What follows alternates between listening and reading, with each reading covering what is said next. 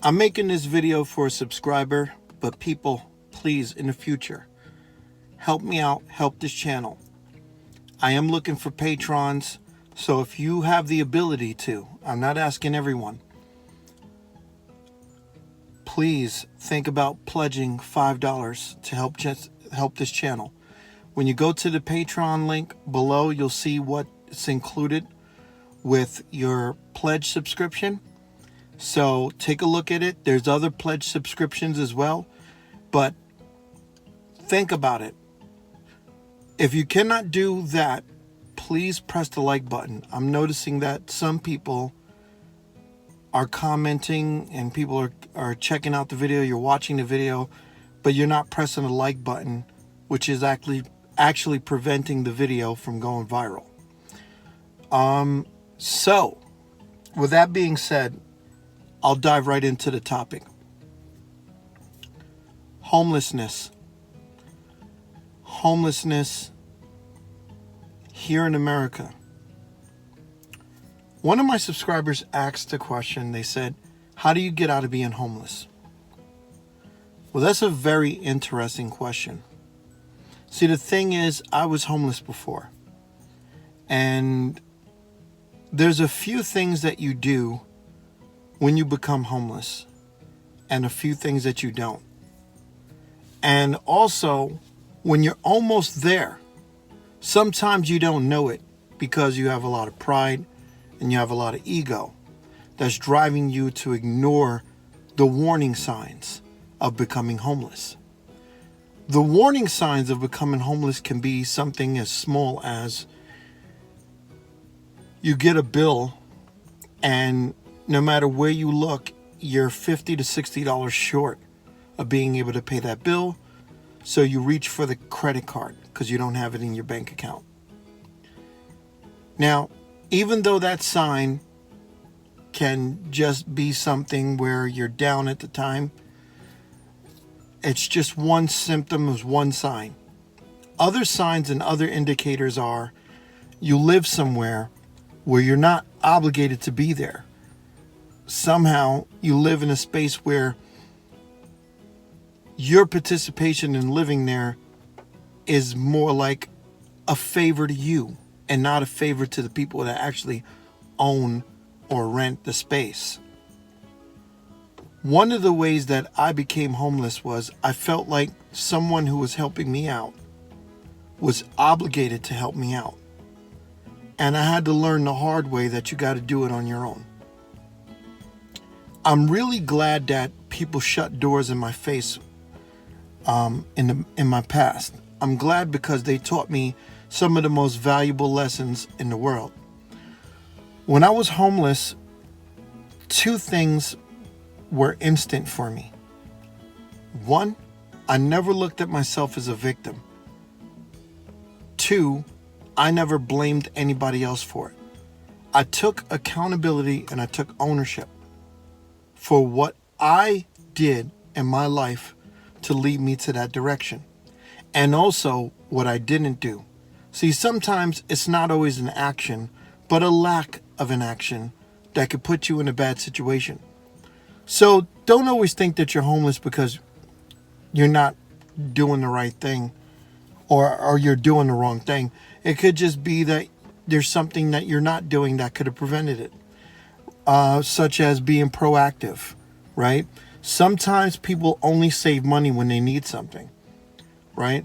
I've seen someone who didn't need the money. They were making good enough money, and instead of saving up, like this person lived at home, and they were making $300 or more a week at their job, and they didn't have any bills. And they would go out and they would spend their money every single week, spend it every single weekend, like going out, partying, buying clothes, drinking, and all this other stuff. And as soon as responsibility had to kick in, they flopped and fell right on their face. So when you fall on your face, you get the opportunity to learn what you did wrong. Some of the things that stop you from learning your lessons is things that are somewhat out of your control, like drug abuse. I was never addicted to drugs. That's not what led me to being homeless. But If you ever become addicted to drugs, please do not listen to anything in this video about prevention or any other tips. I want you to pick up your phone and I want you to get help, because it is not something you can do on your own. When there's a chemical that's in charge of your decision making or whatever protocols you're going through, you do not have control over your actions. As drug addiction is something serious, and it's something that requires help. You cannot get off alone. So be very careful how you monitor drug addiction. Don't say, I'll stop next week, or I'll stop tomorrow, or something's got to give, or maybe somebody's going to treat me better so I don't have to use this anymore. Just go and get help, because the faster you get help, the better off for you. And then you won't be addicted to drugs, and you won't have to worry about losing everything or becoming homeless. But becoming homeless doesn't necessarily mean that you're a drug addict. Sometimes it could just be life. Life can just have you down.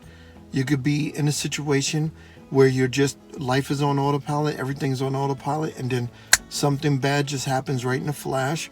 Things catch up to you, bills catch up to you, things you were neglecting, the things you weren't paying attention to, caught up to you, and now you're in some serious trouble. So don't worry about thinking about you did something wrong. Sometimes it's about what you don't do. Sometimes it's not about being proactive or anything like that. This is why I say, while you're young, make sure you save up. But if I haven't made myself clear, what I did when I was homeless was I went out collecting bottles and cans, and then I learned from someone else who was out there in the streets, who shall remain nameless, how to start finding merchandise that people throw out, fix it up, and resell it. So I was doing resale, I was salvaging, I was going to the salvage yard with metals, copper, anything. I've seen people cutting wires to get copper, putting on a sewing needle spool just like that. There was a lot of tricks. There's so many tricks to salvaging, all right? You could make $150 salvaging, not even touching bottles and cans. You could get the bottles and cans, you could crush them and take them to the salvage yard, the aluminum, and get more money for them than you do trying to cash them in as nickels and dimes. But because there's also plastic bottles, you can do that hustle as well. But like I said, when I was out there, I was up at 4 o'clock in the morning, going in trash cans. I was salvaging, just stacking my money, sleeping on the bench, whatever. When I had enough money to get a hotel, I got a hotel room, went back out there and hustled. Got in a fresh shower, got some clothes the next day or whatever, went on my hustle.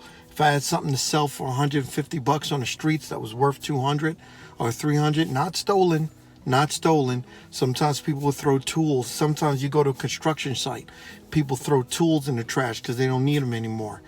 And you just take that right out of the trash and you sell it and you hustle it. So I'm not telling people what to do. If you're homeless, maybe you need to go to social services. Maybe some people are homeless and don't even know they are. Maybe you need to go to social services. Maybe you need to do whatever. I was never brought up or bred to do that kind of stuff. I never went to the government for help. I always went to myself. Sleeping out on the streets did not stop me.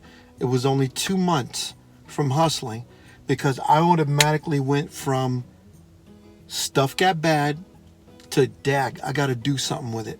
So it's really all about problem solving. So if you want to know my real secret, it's problem solving. I can't tell you to do the same thing that I did because everything doesn't work for everybody. Some things work for some people, other things don't. I could tell you to do bottles and cans and it might not work for you. It might not work for you. It might not even get you closer. The thing that might work for you might be something totally different because everybody has their own remedies. But another thing is money management is very important. What you do with the money when it touches your hands is going to decide everything. You don't have to have a drug addiction. You can have a stuff addiction. You can have a eating out addiction because that's an addiction that people don't talk about. Eating out, going out to eat all the time.